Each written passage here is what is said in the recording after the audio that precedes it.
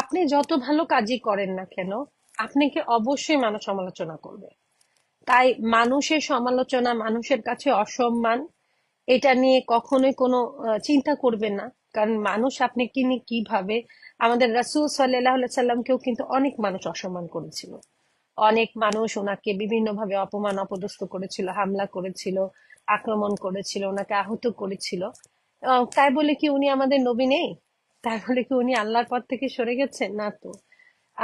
আমরা যখন খারাপ কিছু করব তখন তো মানুষ সমালোচনা করবে, যখন ভালো করব মানুষ সমালোচনা করবে, অসম্মান করবে। তাই আমরা মানুষের অসম্মানকে কখনো পরোয়া করব না। তবে আখেরাতে আমরা আল্লাহ সুবহানাহু ওয়া তাআলা আমাদেরকে অসম্মানের মুখে ফেলবেন কিনা এটা নিয়ে আমাদের বড় চিন্তা হওয়া উচিত। আমরা আল্লাহর সামনে একটা ভালো মুখ নিয়ে দাঁড়াতে পারবো নাকি, সম্মানের সাথে দাঁড়াতে পারবো নাকি, এই জন্য আমরা দোয়া করব যে আল্লাহ, আমি যেন যখন মারা যাই, আমি যেন মৃত্যুর পরে আপনার সাথে, আপনার মুমিন বান্দা হিসেবে আমি যেন সম্মানের সাথে আল্লাহ আপনার সামনে দাঁড়াতে পারি। আমার উপর সেই রহমত বর্ষণ করেন আল্লাহ।